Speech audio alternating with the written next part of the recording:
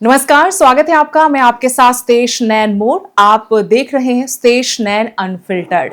और आज के हमारे इस स्पेशल पॉडकास्ट में स्पेशल गेस्ट हैं जिन्होंने राजनीति परिवार में देखी, बचपन से देखी। सियासत यूं कह सकते कि विरासत में मिली, लेकिन इस सियासत को अपनी जिंदगी में जब उतारा तो सियासत के लिए नहीं बल्कि समाज सेवा के लिए संघर्ष के रास्ते पर चले। और आज भी संघर्ष के रास्ते पर चलते हुए न सिर्फ सियासत को एक नई दिशा दे रहे हैं बल्कि समाज सेवा में बढ़ चढ़कर अपना योगदान दे रहे हैं। साथ में उनकी खूबी ये कि कलम भी चलाते हैं, बखूबी चलाते हैं, और साथ में खेल में उनका खास योगदान है। ज्यादा इंतजार आपको नहीं करवाएंगे और आपको रूबरू करवाते हैं संजय टंडन जी से। बीजेपी के वरिष्ठ नेता हैं, चंडीगढ़ से। तमाम पहलू हैं इनकी जिंदगी के जिनको आज हम छूने की कोशिश करेंगे। सर, बहुत बहुत स्वागत है आपका। धन्यवाद। शुरुआत करेंगे कि अर्ली लाइफ आपकी कैसी थी, आपके पिता के साथ आपका रिश्ता कैसे था, पढ़ाई लिखाई, वहां से शुरुआत करेंगे। कौन है संजय टंडन जो आज हैं, उनसे पहले के संजय टंडन कौन है? मुझे नहीं मालूम कि किसी को क्या इंटरेस्ट होगा इस चीज़ का जानने का, लेकिन आपका सवाल है तो उसका जवाब ज़रूर मिलना चाहिए। मैं बेसिकली अमृतसर में मेरा जन्म हुआ और 8वीं क्लास तक मैं वहीं पर पढ़ा हूँ। और उस समय हम लोग कबड्डी खेलते थे, बैडमिंटन खेलते थे, और आरएसएस की शाखा में मैं जाता था, मुख्य शिक्षक था मैं। और क्लास में अपने अमंग द टॉप 3 स्टूडेंट्स हर साल उसी सिचुएशन में मैं रहा हूँ। और कोशिश करी है कि अपने अंदर एक्सीलेंस पैदा कर सकें। 77 में जब पिताजी यहाँ पर मंत्री बने थे तो उस समय 77 में यहाँ शिफ्ट किए हम लोग।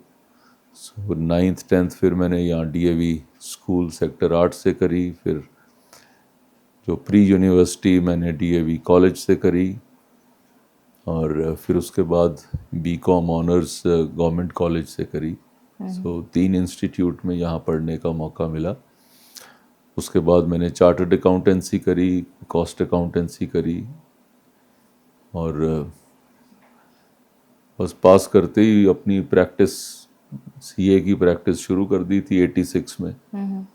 और अब हमारे को अगले साल 40 बरस हो जाएंगे सीए की प्रैक्टिस में। लेकिन कभी नहीं सोचा था कि ऐसे राजनीति में आना होगा? आपका कभी मन नहीं किया? आपने एक अलग करियर को चूज किया?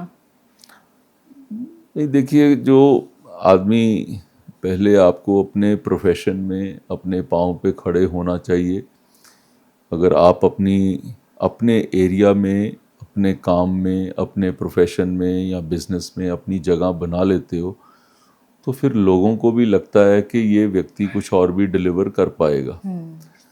अगर आप घर से ही ठीक नहीं है तो फिर आप पॉलिटिक्स को भी एक प्रोफेशन के तौर पे लेते हो। फिर ऐसे लोग वो उधर से कमाई शुरू कर लेते हैं।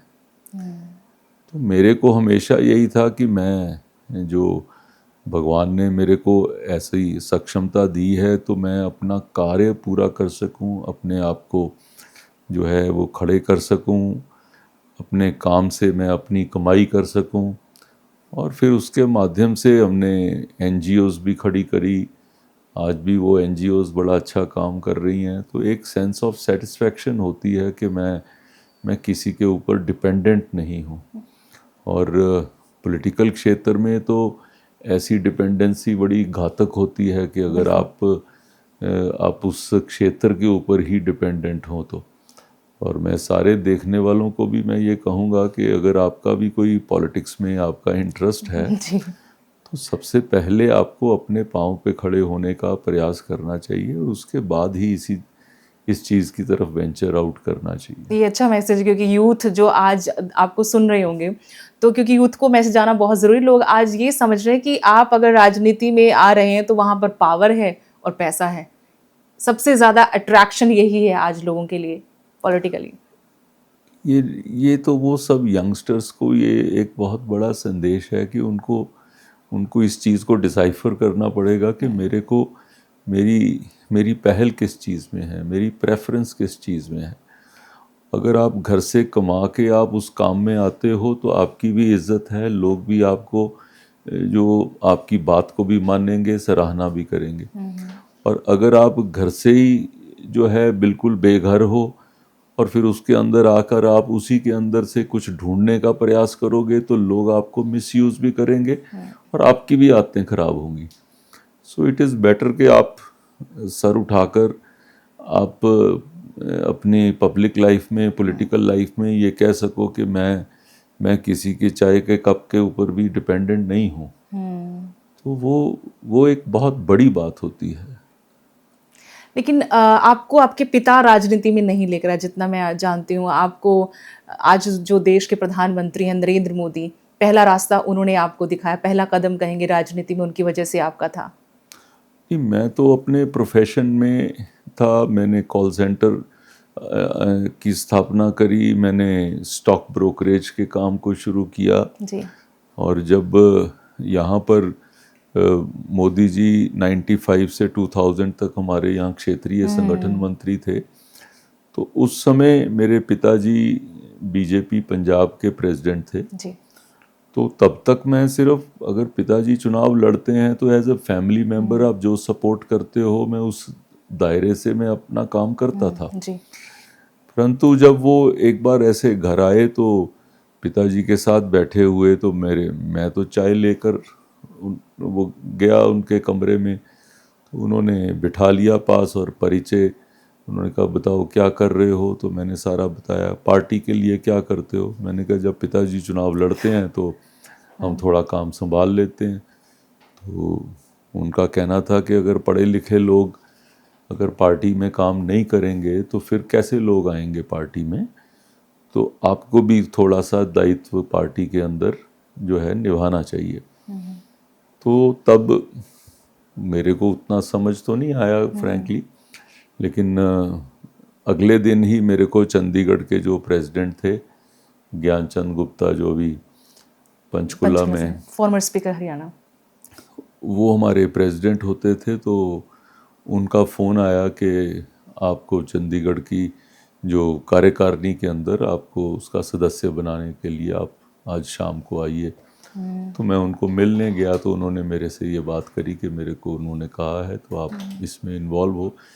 That is my official starting of political life, that is in 95 में मैं बीजेपी चंडीगढ़ की कार्यकारिणी का सदस्य बना।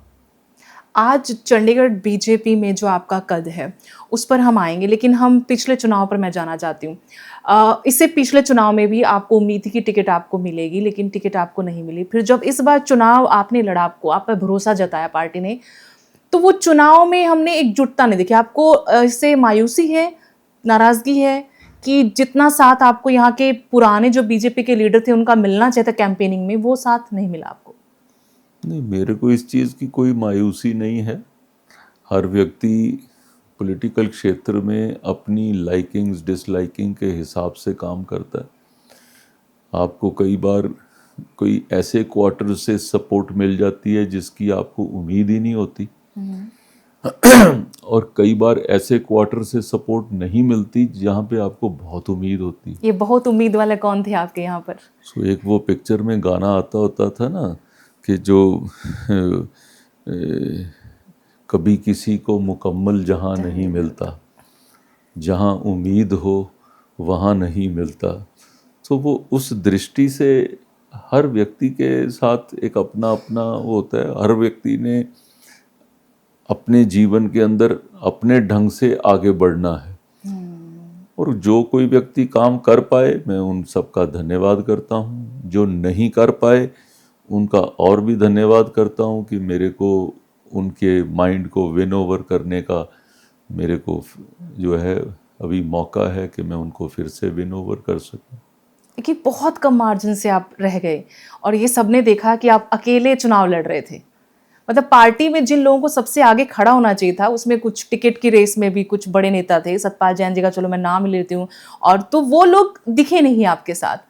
और वो जो मार्जिन था वो तो जाहिर सी बात है फिर चुभता तो है कि इतने नज़दीक थे हम जीत के। देखिए सतपाल जी जो हैं वो एक संवैधानिक पोस्ट पे थे जो एडिशनल हाँ जी। सॉलिसिटर जनरल की पोस्ट पे थे, उनके लिए एक लिमिटेशन थी जो जिसकी वजह से वो बाहर उस तरीके से काम नहीं कर पाए. So I respect his that issue and his concern for that. I think बाकी तो सब लोगों ने अपनी तरफ से तो काम किया ही है. इतना है कि आप जब उसको लेंस लगा के देखते हो तो आदमी सोचता है कि ये आदमी जो है ये 60% सपोर्ट से काम कर रहा है, ये आदमी 70 से कर रहा है, कोई 100 से कर रहा है, कोई 120 से कर रहा है. सो हर किसी की गाड़ी की जो उसके जो हॉर्स पावर है जी, जी. वो अपनी अपनी है. लेकिन संजय टंडन जी साफ छवि के नेता, पढ़े लिखे नेता, एक विजनरी हम कहेंगे लीडर, वो क्वालिटी आपके अंदर थी. फिर इस तरह से मात खा जाना जब मोदी नाम पर लोगों को भरोसा हो. हमने पिछले चुनाव में देखा था किरण खेर जी को कितने मतों से जीत दिलाई थी यहाँ के लोगों ने. क्या किरण खेर जी जब वो एमपी थी यहाँ पर, उनका यहाँ पर एक्टिव नहीं होना या फिर कुछ ऐसे इंसिडेंट्स मीडिया में आए, सोशल मीडिया में आए उनकी एरोगेंसी को लेकर, उससे ज्यादा नुकसान हुआ पार्टी को उम्मीदवारी के तौर पर आपको? देखो, आप जब इस चुनाव को एनालाइज करना चाहो, सबसे बड़ी चीज़ उसके अंदर ये आती है कि इस चुनाव में और जो पिछले 2 चुनाव में, एक तो ये था कि मैं पिछले दोनों चुनाव के वक्त मैं प्रेसिडेंट था. हाँ जी. सो चुनाव का संचालन जो है वो मैं कर रहा था. दूसरी तरफ आम आदमी पार्टी चुनाव अलग से लड़ रही थी और कांग्रेस चुनाव अलग से लड़ रही थी. उसके अंदर आप देखेंगे तो लगभग 1 लाख वोट जो गुल पनाग 2014 में वो ले गए और हम लोग 40,000 से हम लोग चुनाव जीत गए. दूसरी बार जो है हरमोहन धवन जी खड़े थे आम आदमी पार्टी से, वो उतने वोट ले गए और हम लोग चुनाव जीत गए. इस बार में आम आदमी पार्टी ने अपना कैंडिडेट दिया नहीं और उन्होंने पूरी सपोर्ट कांग्रेस को कर दी. हालांकि पंजाब के अंदर वो एक दूसरे के खिलाफ इलेक्शन लड़ रहे थे और यहाँ पर उन्होंने उनका सपोर्ट कर दिया. तो जो लगभग वो जो मार्जिन जो उसकी तरफ जाना था, हम लगभग आसानी से हम भी 30-40 हज़ार से चुनाव जीत जाते. जी जी. लेकिन वो वोट इकट्ठे हो गए. दूसरा एक कारण था कि एक जो पंजाबी साइकी है, जो किसान आंदोलन के बाद से, उस साइकी के ऊपर एक थोड़ा सा जो वो थोड़ा एंटी बीजेपी स्टांस में वो कुछ लोग चले गए. आप मतलब आप मानते हैं चंडीगढ़ में भी ऐसा हुआ, इसका असर हुआ? देखिए, पंजाबी साइकी तो है ना, हालांकि मेरे ऊपर उसका इफेक्ट कम हुआ. जी जी. कारण ये है कि मेरी अपनी जो बैकग्राउंड है वो पंजाबी है. अमृतसर का मेरा जन्म है और सब लोगों के साथ मेरा बहुत अच्छा संबंध भी रहा है. तो ये एक बहुत बड़ा कारण ये रहा. तीसरा कारण, अकाली दल पिछले दोनों चुनावों में बीजेपी के साथ था, वो हमें सपोर्ट कर रहा था.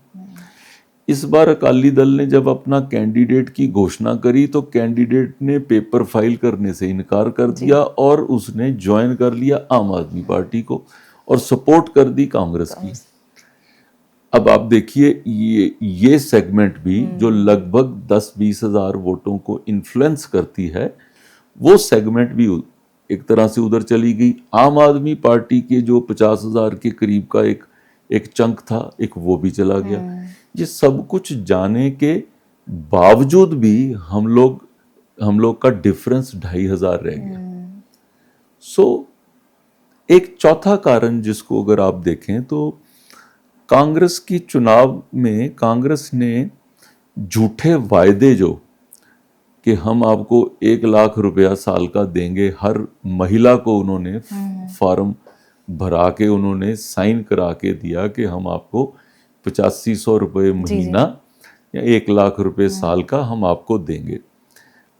अब कुछ ऐसी सेगमेंट्स हैं हमारे यहाँ भी बिल्कुल कि जिनके ऊपर इस चीज का वो इम्पैक्ट पड़ा और उनका वोट जो है वो वहां से शिफ्ट हुआ। हम लोग ने कहा कि हम जो 70+ लोग हैं हम उनको आयुष्मान कार्ड देंगे ताकि वो हर साल उनको 5 लाख रुपए का सपोर्ट उनके लिए, जो उनके स्वास्थ्य के लिए वो हो सके।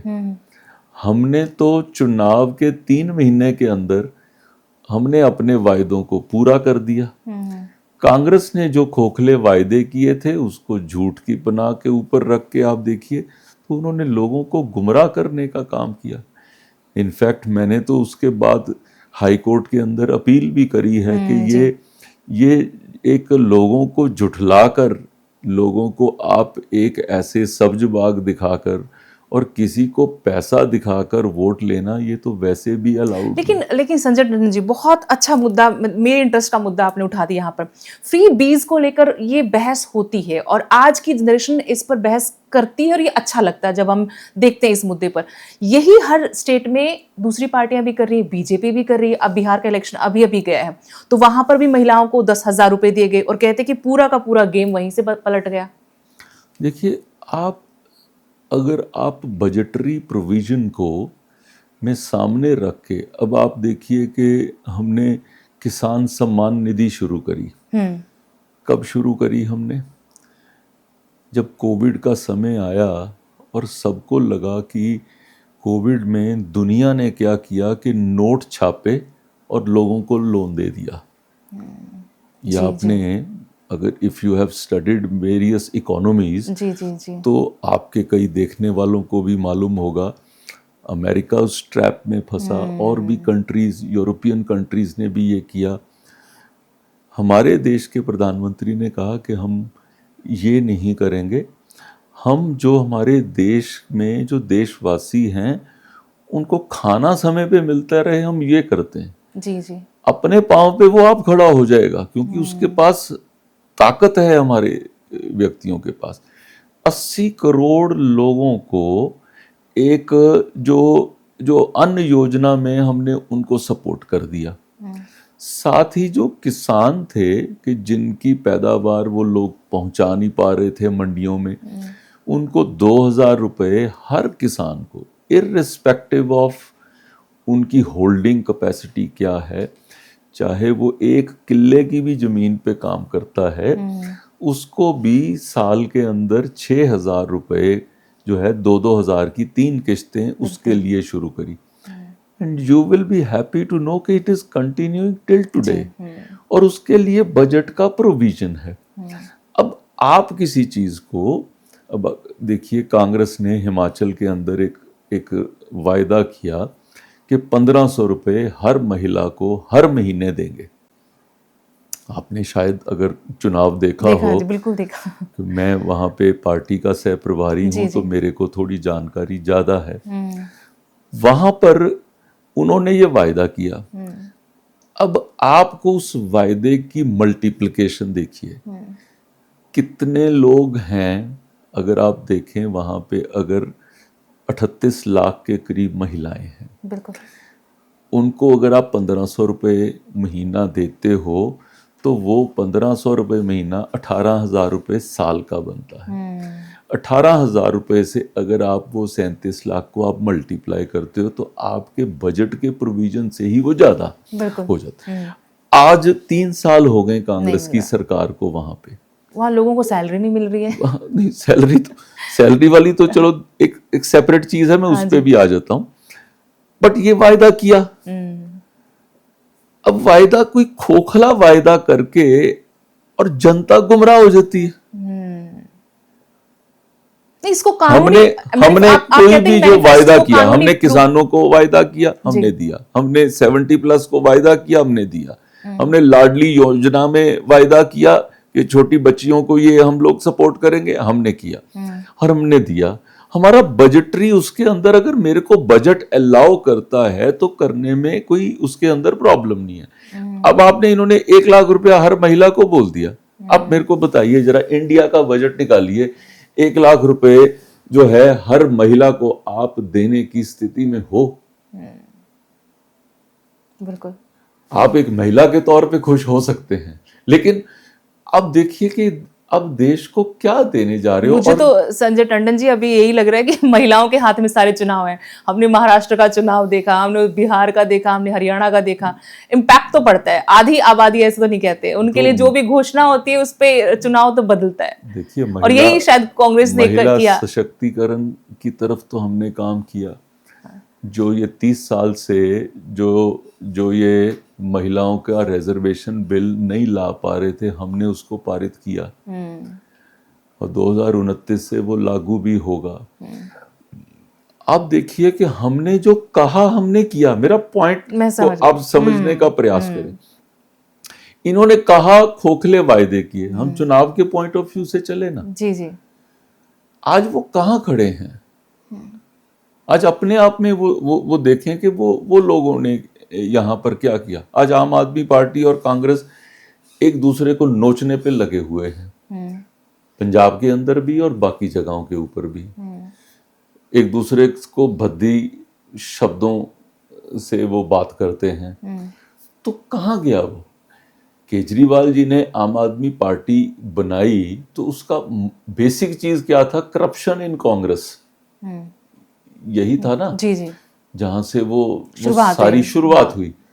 जाकर आप उनकी झोली में बैठ जाते हो। आप अपने आप को ईमानदार होने का अपने आप को पीठ थपथपा लेते हो। और कांग्रेस जो है वो आप देखिए, जिस दिन से वो कांग्रेस बनी हुई है उसमें से 10 जो है बार कांग्रेस का विभाजन हो गया। वो कांग्रेस फिर अपने आप को, कल वो कह रहे थे 141 वर्ष हम मना रहे हैं कांग्रेस के। मुझे बताइए जरा, कौन सी कांग्रेस ये वो रह गई? ये वो कांग्रेस है कि जिस कांग्रेस ने देश की आज़ादी के लिए काम किया था? अगर वो किया था तो मुझे बताइए सरदार पटेल जी को सम्मान देने में इनका क्या जाता है? मदन मोहन मालवीय जी का 25 तारीख को जन्म दिवस था, हमने मनाया है। 4 बार के कांग्रेस के प्रधान रहे हैं। कांग्रेस के दफ्तर में मदन मोहन मालवीय की फोटो तक नहीं मिलेगी आपको। हम जो है उनको साथ लेकर चलते हैं। अब आज ये तो कांग्रेस के लोग तो महात्मा गांधी तक को भुला बैठे हैं। वो आप पर आरोप लगा रहे हैं कि मनरेगा का नाम बदल दिया, गांधी जी का नाम हटा दिया, और कितने लोगों को इस मनरेगा के तहत जो आते थे, जी राम जी में अब आ गए हैं जो, उनको बहुत सारा को बाहर कर दिया आप लोगों ने। किसी को बाहर नहीं किया, हमने सिर्फ इतना किया है कि व्यक्ति को अधिकार दिया है कि आपके को काम ऑफर किया जाएगा। आपके पास वर्क की ऑफरिंग जो आएगी, आप काम करेंगे तो आपको पैसा मिलेगा। अगर आपने एक ऑफर किया है और आपके पास जॉब नहीं है तब आपको वही सपोर्ट आपको मिलेगी। हमने तो उसको और सुदृढ़ कर दिया। ये क्या करते थे? ये इनका तरीका क्या था? ट्रेजरी से पैसा निकालना, और पैसा जो है वो लोगों की जेब में जाने की बजाय इनके जो बिचौले लोग थे उनकी जेबों में जाता था।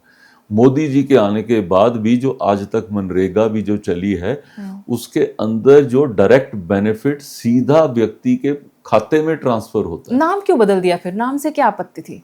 नहीं, उसके अंदर जो है ना, उसके अंदर और प्रोविजंस को साथ में जोड़ा गया है, स्टेट्स को साथ में जोड़ा गया है, स्टेट्स की जिम्मेवारी निर्धारित करी गई है।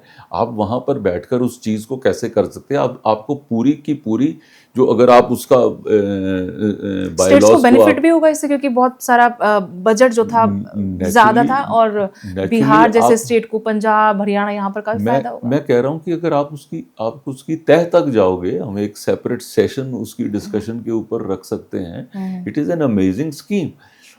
बट मेरा कहना है कि जो कुछ करो भाई, डिलीवर तो करो। आज देश की प्रतिभा, आप मुझे बताइए कि 11वें नंबर की अर्थव्यवस्था से हम आज 4थे नंबर की अर्थव्यवस्था पे। देखिए यहाँ पर भी एक सवाल है जो सबका होगा मेरे साथ साथ, कि 80 करोड़ लोगों को तो आप 5 किलो राशन दे रहे हैं, कह रहे हैं कि वो गरीबी रेखा से नीचे हैं, ऊपर से आप अपने आप को 4थे नंबर पर अर्थव्यवस्था में लेकर खड़ा कर दिया। अपने आप को नहीं, ये अपने आप को शब्द नहीं है, आपको इसको करेक्ट करना पड़ेगा। ये मेरा दिया हुआ नहीं है, आपका दिया हुआ नहीं है। लोग जानना चाहते हैं कि हम फोर्थ, आप फोर्थ इकोनॉमी, ये वर्ल्ड का डेटा है। आपकी जीडीपी कितनी है, ग्रॉस डोमेस्टिक प्रोडक्ट कितना है, मैं तो इकोनॉमिक्स का विद्यार्थी हूँ, मैं ये इसलिए कॉन्ट्रडिक्ट नहीं करता है, ये डाटा भी कॉन्ट्रडिक्ट नहीं करता जब आप एक तरफ कहते हैं? आम लोगों को कैसे समझाएंगे आप संजय जी, क्योंकि आप तो सीए भी है, समझा सकते हैं आंकड़ों का खेल, कि एक तरफ बीजेपी कहती है कि हम 80 करोड़ लोगों को राशन दे रहे हैं, 5 किलो राशन आप दे रहे हैं, दूसरी तरफ आप कहते हैं कि आप दुनिया की सबसे बड़ी इकोनॉमी। जो बताइए, दुनिया की जो जो सो कॉल्ड सबसे बड़ी इकोनॉमी है, वो कितने लोगों को राशन देते हैं? Do you have that figure? कितने लोग वहाँ पे जो है कैंप्स में रहते हैं? Do you have that figure? मैं आपको उसकी डिटेल्स के अंदर मैं ले जाना नहीं चाह रहा हूँ कि एक डिफरेंट कंट्री के बारे में मैं उसके बारे में मैं बोलूँ, लेकिन आप एक चीज़ देखिए, सपोर्ट सिस्टम और नंबर 1 और 2 इन दी जीडीपी, ये दोनों चीज़ें अलग अलग हैं। आप बोलिए कि मेरा घर तो जो है 4 कनाल का है, लेकिन मेरे पास जो है ना खाने के लिए मैं साथी के ऊपर डिपेंडेंट हूँ। दिस टू, ये दो दायरे तो अलग अलग है ना। मैं ये कह रहा हूं कि एक वर्ल्ड का डेटा है कि इस समय सबसे बड़ी इकोनॉमी कौन सी है। It has no effect of, इसका मतलब क्या, आपकी प्रोडक्शन कैसी चल रही, आपका व्यवसाय कैसा चल रहा है, बिजनेस कैसे चल रहे हैं, आपकी प्रोडक्शन कितनी है, आपके प्रोफेशंस कितने हैं, सर्विसेज कितनी आप सेल कर रहे हो, आपका जो आईटी का डेटा है वो कितना वहां पर बिक रहा है, आईटी के सॉफ्टवेयर्स कितने हैं, like various things are there, it is such a bigger game. तो वो आपका जो प्रोडक्ट है, जिस तेजी के साथ आप उस प्रोड्यूस में आए हो, तो आप आज एक 4th लार्जेस्ट इकोनॉमी बन गए। Now answering your other part of the question, if there is somebody below the poverty line, why should the government not support? उसको क्यों ना करे?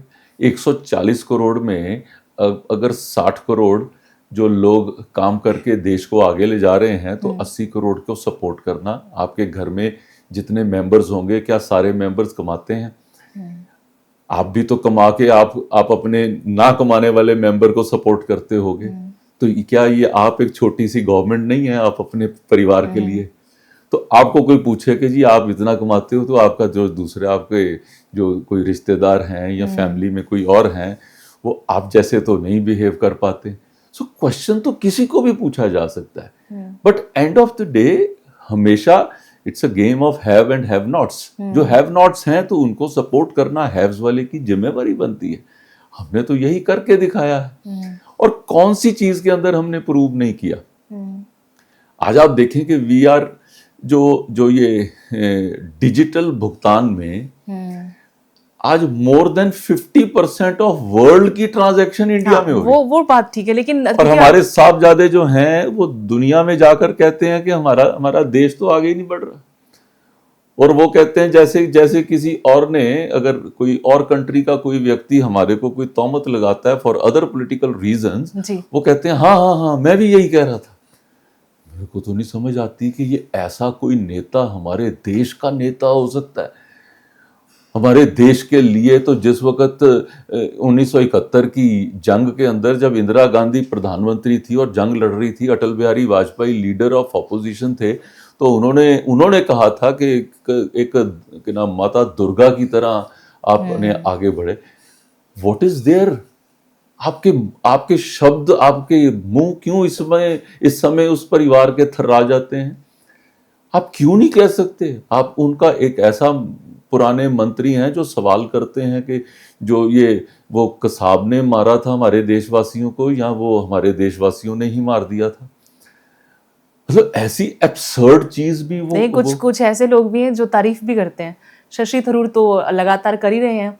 अब दिग्विजय जी का भी आपने स्टेटमेंट, वो सोशल मीडिया पोस्ट देखी होगी, मोदी जी के साथ लाल कृष्ण आडवाणी जी नीचे बैठे हुए हैं, उन पर तारीफ कर दी। कल राहुल गांधी ने उनको फिर पूछा कि भाई ये सब मत कीजिए आप। नहीं, मैं उनके जो घर का मामला है मैं उस पर कमेंट करूँ वो नहीं। मेरा सिर्फ इतना विषय है, देश की अर्थव्यवस्था बड़ी, ये वर्ल्ड का डेटा है, ये भारत का डेटा नहीं है। एम आई राइट? आप इसके ऊपर इतना तो कह सकते हो कि हाँ ये बड़ी है, बहुत अच्छा, हमारे देशवासियों ने बहुत मेहनत करी। ये कहने में आपका मुंह क्यों अटक लेकिन जाता है? वो ये भी कहते हैं कि वही आपने स्मार्ट आपके सिटीज की बात आप की थी, देखिए, मेक इन इंडिया की नहीं बात उन्होंने की ये थी, वोट चोरी की बात करी। सर वाले मुद्दा। हाँ, अब वोट चोरी के अंदर मुझे बताइए, हिमाचल में कांग्रेस जीती, वोट चोरी का मुद्दा नहीं आया। कर्नाटका में कांग्रेस जीती, वोट चोरी का मुद्दा नहीं आया। 3 इलेक्शन ममता जी जीत चुकी हैं, वोट चोरी का मुद्दा जम्मू नहीं आया। कश्मीर में भी ऐसे। तमिलनाडु वो जीते, वोट चोरी का नहीं आया। झारखंड वो जीते, वोट चोरी का नहीं आया। जम्मू कश्मीर जीते, वो नहीं आया। 3 बार केजरीवाल जी जीते, वोट चोरी नहीं आया। आप जहाँ पे हारते हो, एक वो पुराना मुहावरा है, नाच ना जाने आंगन टेढ़ा। नाचना आपको नहीं आता, आप कहते हो आंगन ही खराब है। इसका जवाब कौन देगा? और वो ऐसे बात करते हैं कि जैसे मेरे से ज़्यादा तो कोई इंटेलिजेंट है ही नहीं है, कि सारा कुछ उन्हीं को ही मालूम है। किस चीज़ के लिए मालूम है? और जब बहस के लिए शुरू करते हैं, जब बहस का कोई जवाब देता है पार्लियामेंट के अंदर, तो वो भाग खड़े होते हैं। उनका सुनने का तो मादा ही नहीं है। अरे सुनना पड़ता है पहले, आप पॉइंट्स लिखो, आप जवाब दो। अपने हम लोग जब बोलते हैं तो शोर डालेंगे, अदरवाइज अब उनकी बात होती है तो सारी पार्लियामेंट सुनती है। ये फर्क क्यों है? हाँ। ये आप जैसे मीडिया के लोगों के लिए ये विषय जनता को तक लाने का है कि ये व्यक्ति, ये आप सिर्फ बोलना जानते हो, आप बोलें तो सारी पार्लियामेंट सुने। अगर आपका जवाब में जो बोले तो आप आपने नारे लगा के उसको। ये वोट चोरी का आपने जिक्र कर ही दिया, तो वोट चोरी को लेकर चंडीगढ़ का नाम सबसे पहले आता है। चंडीगढ़ में जो मेयर का इलेक्शन हुआ था पिछली दफ़ा, तो अनिल मसीह जी की जो वीडियो सामने आया, उसके बाद सुप्रीम कोर्ट तक मामला गया, वहाँ से मेयर का नाम अनाउंस होता है। तो एक बड़ा क्वेश्चन मार्क लगा था। सुप्रीम कोर्ट ने खुद कहा था कि किस तरीके से लोकतंत्र को खतरे में डाला जा रहा है। और अब फिर से मेयर का चुनाव नज़दीक है और अब पाला बदलने का काम भी शुरू हो गया है। आप खुद ज्वाइनिंग में बैठे हुए थे। आम आदमी पार्टी से 2 महिला पार्षद अब बीजेपी में आ गई हैं। क्या इस बार भी वही high voltage drama Chandigarh mayor के इलेक्शन को लेकर देखने को मिलेगा? देखिए, जो चुनाव है, चुनावी व्यवस्था के अंदर आपके सिस्टम के दायरे के अंदर रह के अकाली दल का एक पार्षद आया जीत के।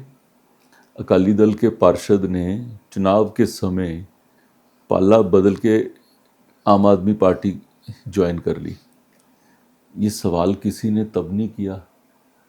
हमने भी उनसे पूछा, हाँ भाई साहब, क्या आपको कोई प्रलोभन दिया गया है, क्या है? हमने तो नहीं कहा कि भाई आपका क्या सेटिंग हुई।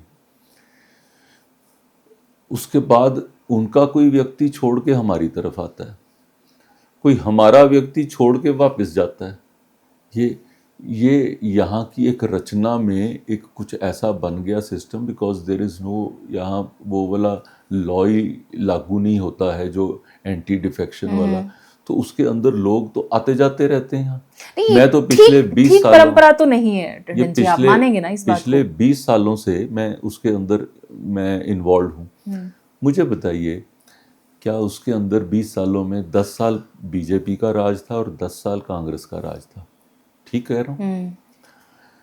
हम लोग 2011 में हम लार्जेस्ट पार्टी बन के आए। कांग्रेस ने अपने जो 9 लोगों को नॉमिनेट किया और 9 लोगों के माध्यम से इन्होंने हर बार अपना मेयर बनाया। वोट चोरी क्या होती है जी, बताइए मुझे? क्या ये वोट चोरी नहीं है? लोगों ने वोट डाल के बीजेपी को मेयर बनाने का वो दिया, हमारे लोग उनके लोगों से ज़्यादा थे। इन्होंने उसके ऊपर जो है वो 9 नॉमिनेट करके और उनके वोट के माध्यम से वो बन गए। चलिए, इससे भी हम आगे बढ़ते हैं। हमारे आने के बाद ये वाले नॉमिनेटेड वोटर्स को कैंसिल किया गया कि कुछ क्लैरिटी रहे, जो चुन के आए हैं वही मेयर चुने। हाँ। हमारे समय में ही हुआ। बिल्कुल।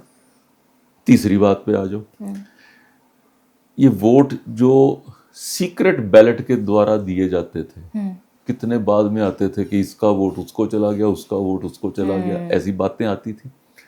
आज शो ऑफ हैंड्स, ये तो अच्छा है बहुत। किसने किया? हाँ। किस पार्टी ने निर्णय लिया?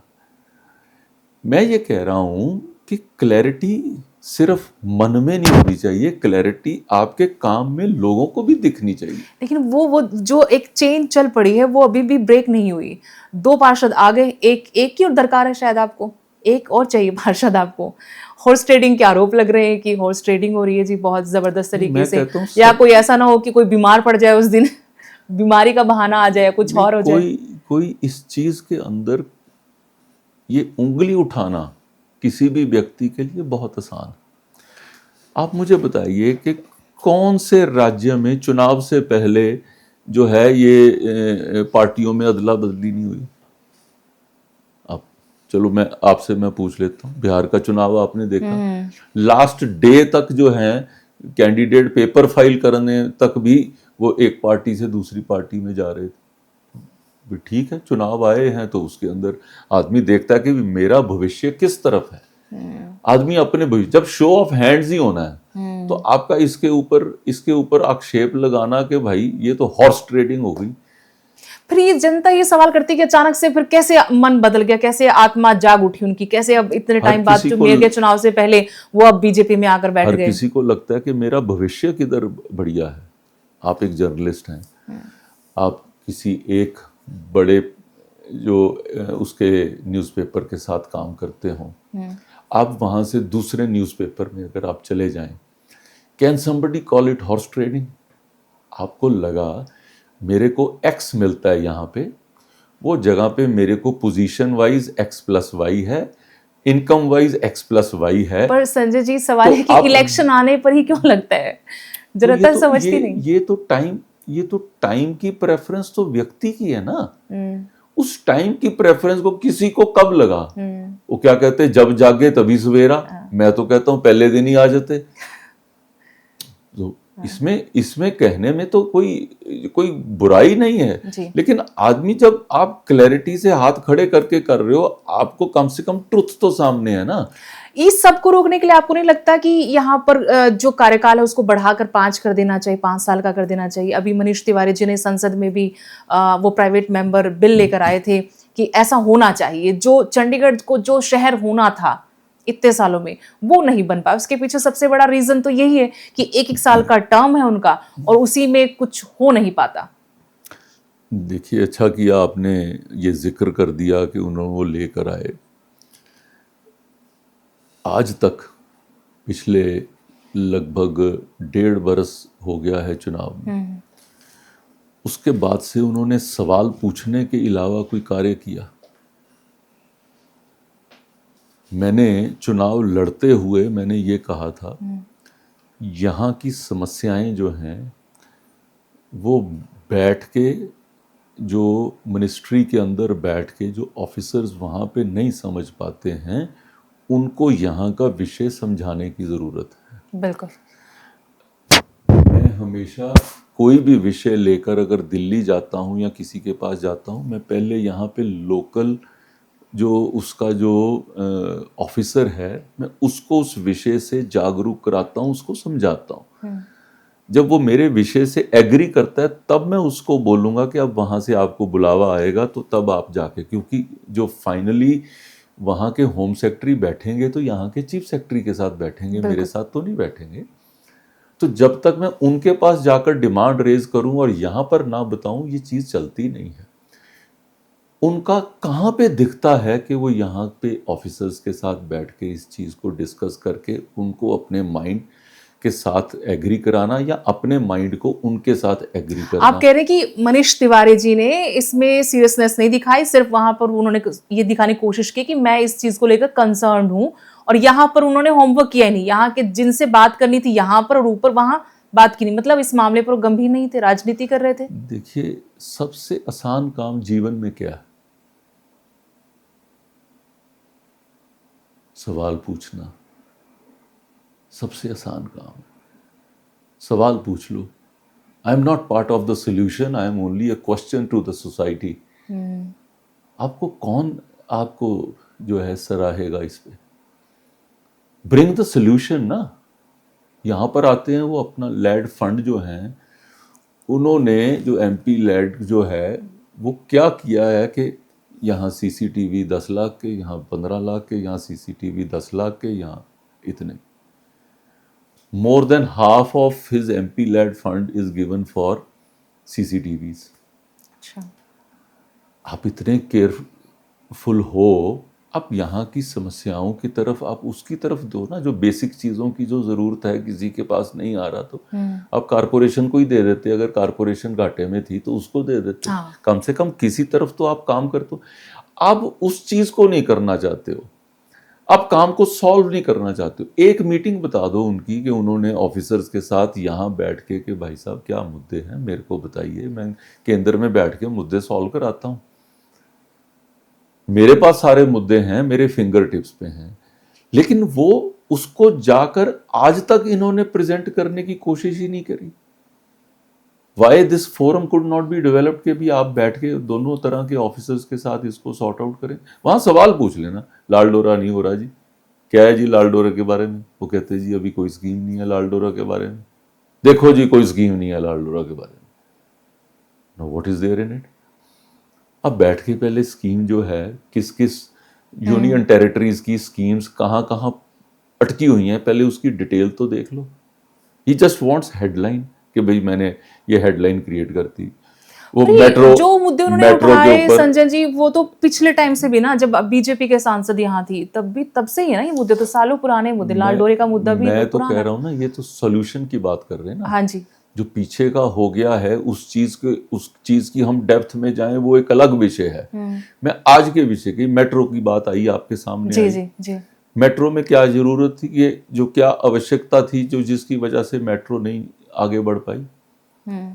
जब फाइनली हमारे जो गवर्नर साहब पुरोहित जी ने पंजाब हरियाणा को सामने बिठा के कहा, देयर वाज लास्ट स्ट्रेच में ये था कि एक मुल्लांपुर के पास एक उन्होंने उसके लिए शेड देना था कि फॉर द जो ये ट्रेन को वहाँ पे वो खड़े करने के लिए और उसकी रिपेयर और मेंटेनेंस के लिए, उसके लिए X number of acres were required on that. उन्होंने वो देने से इनकार कर दिया। उनका ठीक है आप डिसाइड करके आइए। पंजाब ने उस चीज़ को, अच्छा होता कि ये उस चीज़ को लेके पंजाब के सीएम के पास जाते, उनको कहते कि भाई साहब इतनी स्पेस की वजह से मेट्रो अटकी हुई है। मेट्रो सिर्फ चंडीगढ़ के लिए is a non viable project, ये सब ने एस्टेब्लिश कर दिया जी। अब आप देखिए कि यहाँ मोरिंडा से लेके रायपुर रानी तक अगर वो चलती है तब तो वो वाइबल हो सकती है कि जो लोग रोज चंडीगढ़ आएं और रोज शाम को वापस जाएं, उनके लिए तो मेट्रो वाइबल हो सकती है। मेट्रो किसी ने 8 सेक्टर से उठ के किसी ने 26 सेक्टर जाना है, उसके लिए मेट्रो वाइबल नहीं हो सकती। So please try to understand, उस चीज की प्रॉब्लम को नहीं सॉल्व करना।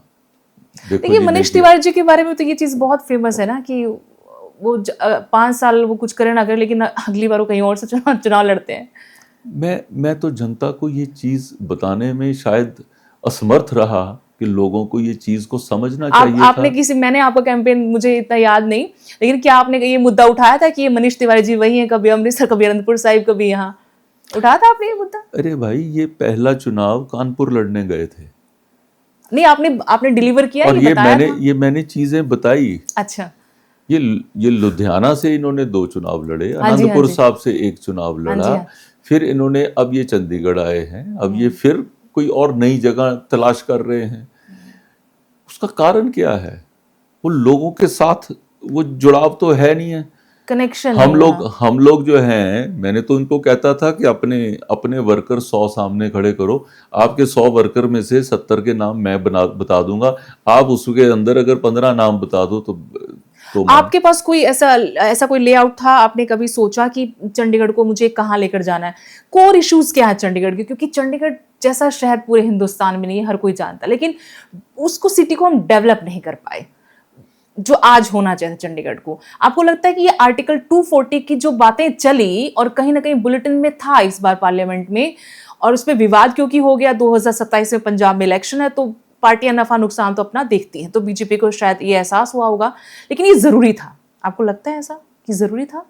देखिए चंडीगढ़ को हम लोग एक डिफरेंट एंगल से मैं आपको दिखाने का प्रयास करता हूं। Today Chandigarh is the first city जो डेफिकेशन फ्री सिटी है।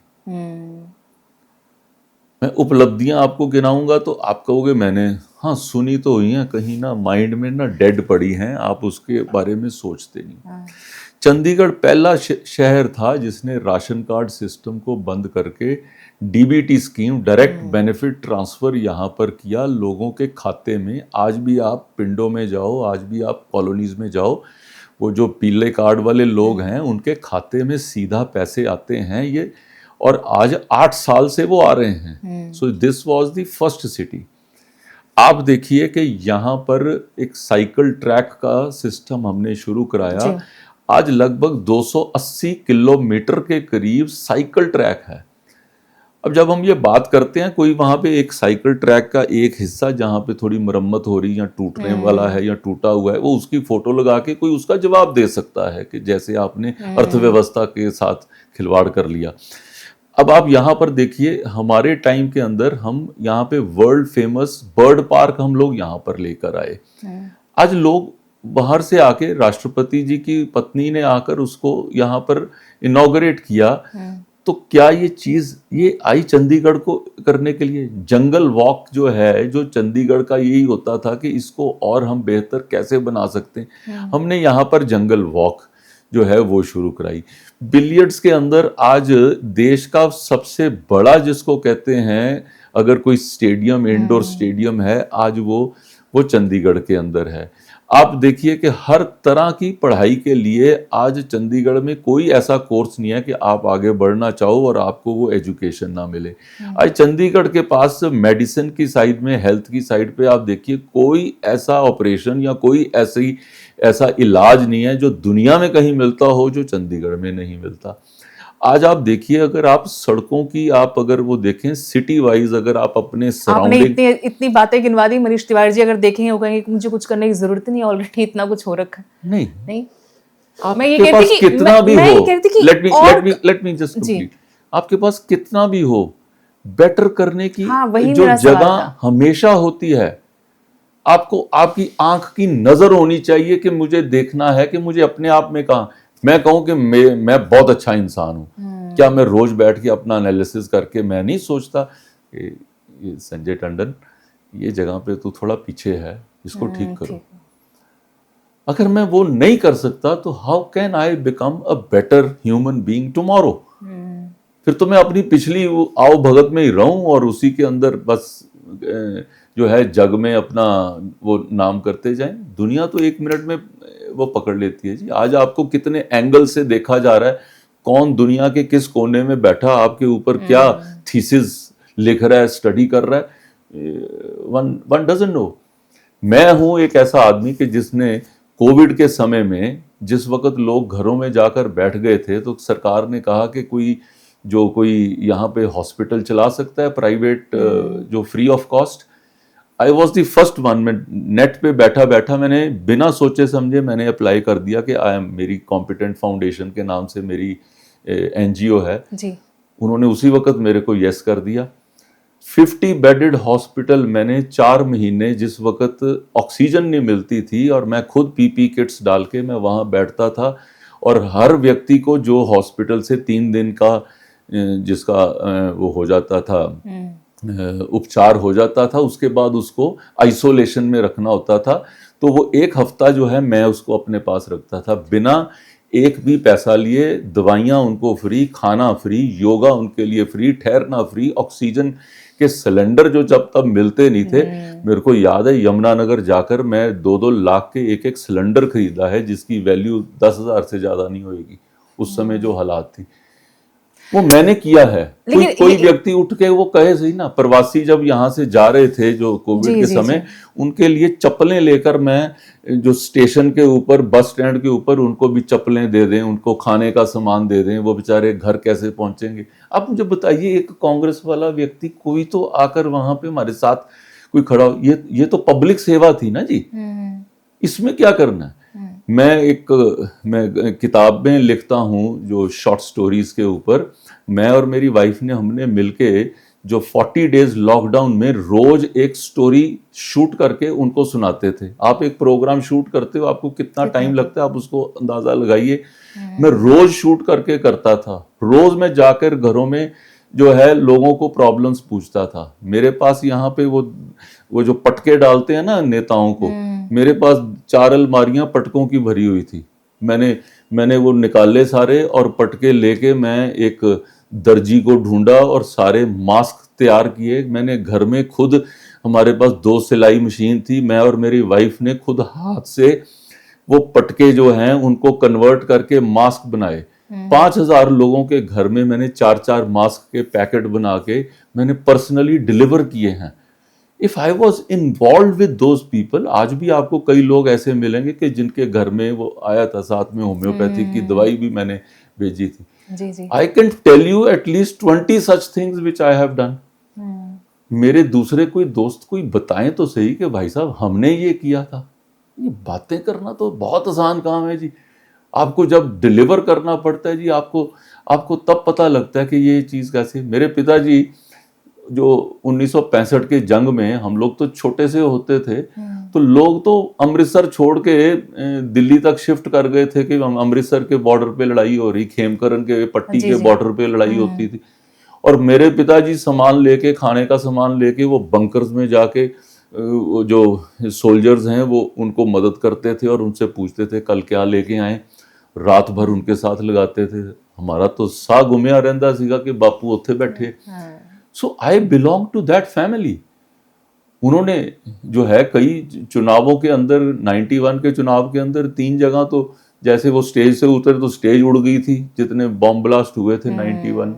तो बहुत कुछ देखा हमने 11 सेक्टर में, मैं जहां उस समय रह रहा था, तो मेरे घर में रात को 2:30 बजे अटैक हुआ था। It's a part of the police story. रात को मेरा ख्याल है 16 के 20 राउंड वहां पे फायर हुए। अच्छा। मैं तो छोटे, मेरे बच्चे थे, उनका मुंह पे हाथ रख के उनको बेड के नीचे डाल के मैं तो रेंगता हुआ टेलीफोन करने के लिए वहां से मैं निकला, because you can not stand. गोलियां ऐसे क्रिस क्रॉस हो रही थी।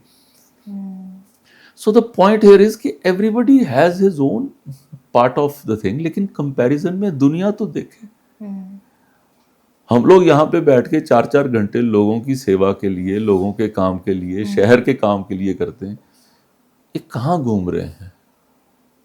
एक सवाल पूछ के वो कहते हैं मेरी जिम्मेवारी पूरी हो गई, तो अगली बार लोग भी सवाल। तभी मैंने आपसे पूछा कि क्या चंडीगढ़ में कुछ और अच्छा करने के लिए आर्टिकल 240 आना चाहिए, लगना चाहिए, या सिर्फ ये राजनीतिक प्रेशर की वजह से फैसला वापस लिया गया? नहीं, वो उसको थोड़ा समझने में जो है ना, वो कई लोगों की कमजोरी है। बेसिकली जो 239 के अंदर, जिस वक्त 84 के अंदर शिफ्ट किया गया था, तो 84 में से पहले यहाँ चीफ कमिश्नर होता था, अगर आपको ध्यान हो, तो उसमें एक 239 सेक्शन को ऐड करके उसके अंदर चंडीगढ़ को डाला गया। सारी की सारी जो यूनियन टेरिटरीज थी वो 240 में चली गई। It was only an administrative change. उसमें था कि आप उस धारा में जब भी कोई रूल रेगुलेशन यूनियन टेरिटरी के लिए बनते हैं, तो उसको 240 में नोटिफाई करने के साथ साथ आप उसको 239 में भी नोटिफाई करते थे। तो एक ऑफिसर ने उससे सोचा भी why there is a disparity, तो वाई नॉट इसको इसमें ऐसे डाल दें। अब उसको प्रेजेंट करने में इधर जो है यूनिवर्सिटी का इशू चल रहा था, लोगों ने उस चीज को ऐसे जोड़ा कि पता नहीं हमारे से कौन सी चीज को लिया जा रहा है, इसके बाद ये हो जाएगा, इसके बाद ये हो जाएगा, क्या चीजें उसके ऊपर आई। बीजेपी समझा नहीं पाई, क्योंकि मेरी कुछ और बीजेपी लीडर से बात हुई कि समझा नहीं पाई बीजेपी, जबकि बहुत जरूरी मुद्दे थे जो पहले ही सोल्व हो जाने चाहिए थे, वो ऐसे मुद्दे थे। और आज भी जब करने की कोशिश की गई, एक डेयरिंग स्टेप मैं कहूंगी, तो फिर उसको नाप तोल के देखा गया तराजू में पंजाब इलेक्शन को देखते हुए, और वो नहीं हो पाया जो कि हो जाना चाहिए था। देखो थोड़ा सा अब देखें कि पंजाब के लिए मुझे लगता है जो नरेंद्र मोदी जी ने किया है, शायद आज तक किसी भी प्रधानमंत्री ने वो नहीं किया। 84 के दंगों के जो दोषी थे, उनको आज तक कांग्रेस उनको सजा नहीं दिला पाई थी। उनकी सजा जो है वो निर्धारित हुई तो मोदी जी के आने के बाद हुई। उसके साथ साथ जो दंगों में मारे गए, जिनको जो मुआवजा मिलना था, उनको मुआवजा भी मिला तो मोदी जी के आने के बाद। करतारपुर कॉरिडोर जो खोला गया, तो वो भी मोदी जी की जो है पर्सनल फॉलोअप के बाद ही ये यहाँ पे संभव हुई है। दरबार साहब में अगर उसको जो लंगर को जीएसटी से मुक्त किया गया, तो वो भी मोदी जी ने ही इस चीज के लिए किया है। किस चीज के लिए उन्होंने पंजाब से कोई चीज को परे रखने का प्रयास किया है। ये जो 3 लॉज आए थे, जो लैंड लॉज आए थे, एग्रीकल्चर, जो वो दुनिया के अंदर एस्टेब्लिश्ड है कि दे वर पॉसिबली द बेस्ट थिंग आप किसी किसान के लिए कर सकते हो। वो 4 जो बड़े बड़े जो किसान हैं, जो उनको ठीक नहीं लगता, तो उन्होंने एक उसको ऐसा लिंक कर दिया, और कुछ लोग जो हैं वो बिना उसकी राइट और रॉन्ग की डिटेल में जाए बिना उन्होंने कहा। तो मोदी जी ने ये महसूस किया कि अगर लोगों के बीच में ऐसी चीज है, शायद मैं एक्सप्लेन करने के लिए मैं नहीं एक्सप्लेन कर पाया, तो मैं इसको अभी रोकता हूं। ही वेंट ऑन द जो है पब्लिक को, नेशन को उन्होंने एड्रेस करके उसको वो तीनों को वापस लिया। मुझे बताएं कि कौन से नेता ने इस ढंग से चीज करी होगी।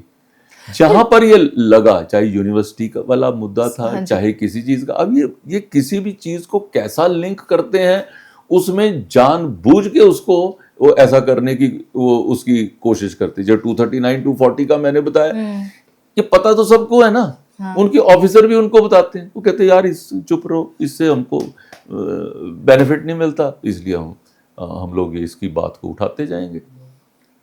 लेकिन आप ये बताइए कि अभी पंजाब में भी चुनाव होने हैं। पंजाब में एक टेम्परामेंट है पंजाबी लोगों का, बीजेपी को उससे हमेशा नुकसान ही हुआ है। सीधे सीधे सवाल पे आती हूँ, क्या बीजेपी को अकाली दल के साथ गठबंधन करके चुनाव में जाना चाहिए? देखिए, जो गठबंधन का फैसला है वो तो हमारा शीर्ष नेतृत्व करेगा। आज की डेट में आप देखिए कि बीजेपी का गेन जो है वो पंजाब के अंदर हर स्टेप के ऊपर हो रहा है। आज 18% के करीब हम उसका वोट लेने में कामयाब हुए। वो किस तरीके से हुए? जो 18% के एक लेवल पे आ जाता है, वो अगली सरकार बना जाता है। अकेले बना लेंगे आप लोग सरकार, आपको लगता है? बिल्कुल बनाएंगे। आप अलायंस के फेवर में नहीं है? मतलब मैं कहता हूँ बिल्कुल हम बनाएंगे। अलायंस करना नहीं करना ये केंद्र का काम है। मैं उसके ऊपर जो है, क्योंकि मेरा area of operation is Chandigarh और हिमाचल, तो मैं अपने एरिया के बियॉन्ड मैं टिप्पणी उसके ऊपर मैं क्यों करूं। बट मेरा ये कहना है, जितना मेरी जानकारी है, कि पंजाब के अंदर BJP is the only party which is gaining ground day and day. बाकी सब पार्टियां जो है वो नीचे ही जा रही हैं। ये आपने भी नोटिस किया होगा। ये मुझे बताइए कि जो पुराने बीजेपी के लीडर हैं वो कह रहे कि हम अपने दम पर चुनाव लड़ें और जीते सरकार बनाए। जो नए लोग हैं जो अभी आए हैं, कैप्टन अमरिंदर सिंह या फिर सुनील जाखड़, वो कहते हैं कि हमें अलायंस में जाना चाहिए। ये क्या चीज है? देखो, हर आदमी का नजरिया एक चीज को देखने का अपना अपना है। जिसने हाथी को फ्रंट से देखा उसको लगता है हाथी सिर्फ सूंड है। जिसने हाथी को बैक से देखा उसको लगा कि हाथी तो सिर्फ एक 2 पैरों के बीच में पूंछ है। तो ये तो जिस दिशा से आप देख रहे हो, आप किस जगह पर बैठे हो, आपको उसके ऊपर निर्भर करता है कि आप कितने पानी में हो। बीजेपी को लेकर नजरिया बदला है कुछ पंजाब में? मेरे को जहाँ तक मैं जानता हूँ, मैं काफ़ी मेरा ट्रैवल होता है पंजाब, और पंजाबी लोग मेरे को काफ़ी मिलते भी हैं। हर व्यक्ति का ये मानना है कि बीजेपी जो है आने वाली पार्टी जो है पंजाब की बीजेपी।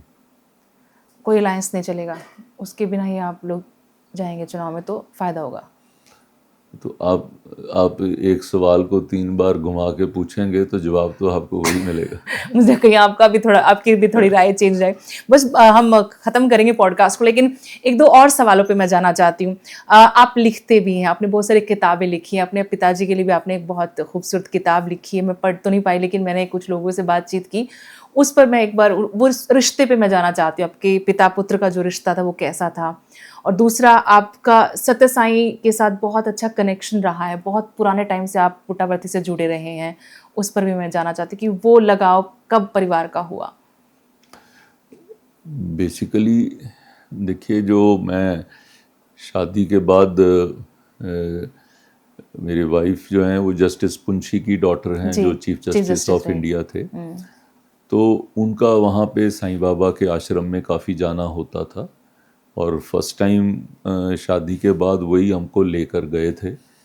और उसके बाद मैं एक बैंक के बोर्ड पे मैं डायरेक्टर था, और वहाँ पर जब मैं गया तो वहाँ के लोगों ने कहा कि जी एक बैंक की ब्रांच जो है वहाँ मंदिर के परिसर में अगर खुल सकती है, तो मेरे को लगा कि भगवान का आदेश है, कुछ मेरे हाथ से भी सेवा हो जाएगी। तो मैं वो पीछे पड़ के वहाँ पे ब्रांच खुलाने के लिए मेरे कोई 5-10 चक्कर वहाँ पे लगे।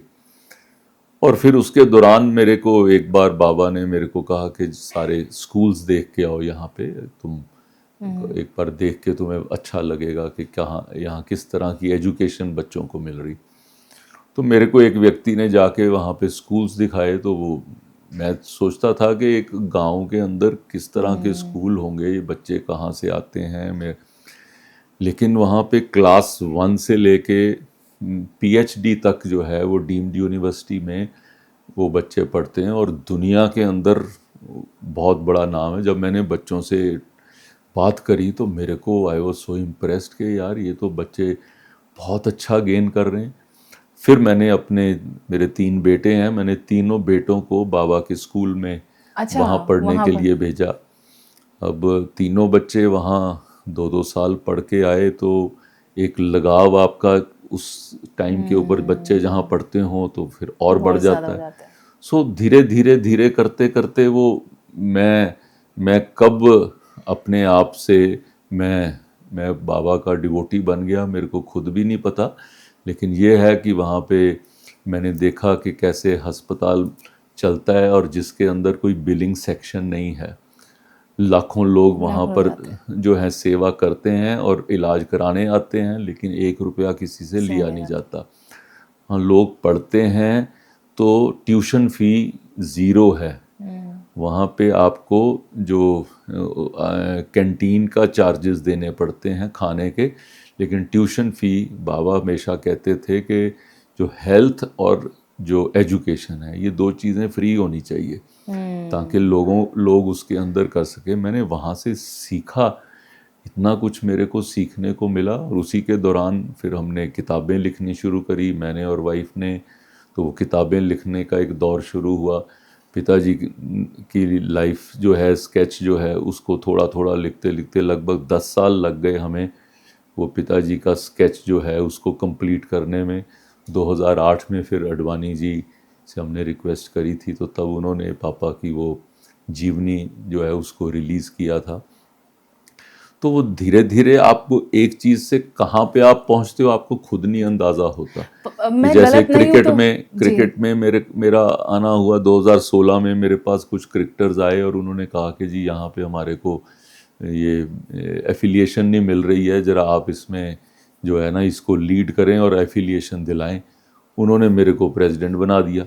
अब प्रेसिडेंट बना दिया तो मैं किसी भी चीज़ को, मैं थोड़ा, मेरी नेचर है, मैं लाइटली नहीं लेता। तो जी, जी। मैं सारा स्टडी किया, BCCI को मिला, फिर मैंने सुप्रीम कोर्ट के अंदर मैंने केस डाल दिया। वो केस की मेरी सुनवाई, मैं कहूँगा मेरी को भगवान की कृपा थी, मेरी किस्मत ठीक थी या whatever.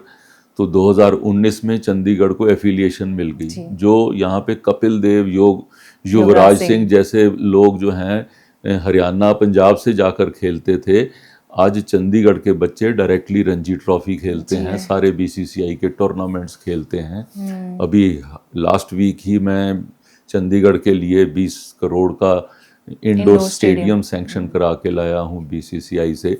So I am constantly working on that side. Sports के लिए हमने जहाँ जहाँ जो कुछ कर सकते हैं, बाहर से कहीं से भी लाना है, उसके लिए 3-4 करोड़ का तो सामान मैं ऑलरेडी BCCI से ला के यहाँ पर दे चुका हूँ। एंड वो सारे सरकारी ग्राउंड्स हैं जहाँ पर जी, वो बिल्कुल। सामान यूज हो रहा है, कोई मैं घर में तो रखा नहीं हुआ। सो आपका लाइफ ही आपको जो है ना वो दर्शाती है दुनिया को कि आप क्या क्या कर रहे हैं, क्या क्या कर सकते हैं और क्या क्या किया है। उसको बोलने की जरूरत पड़ जाए तो मेरे को लगता है कि पता नहीं, मैं बहुत पुरानी बात होगी, मुझे किसी ने मुझे एक बुक दी थी, आपकी ही बुक थी शायद वो, आपने उसके अंदर अपने पिताजी किसी बीमारी का जिक्र करते हुए सत्य साईं के मिरेकल के बारे में लिखा हुआ था, अगर मैं गलत नहीं हूँ तो। बहुत पुरानी बात है, ऐसा कोई किस्सा था?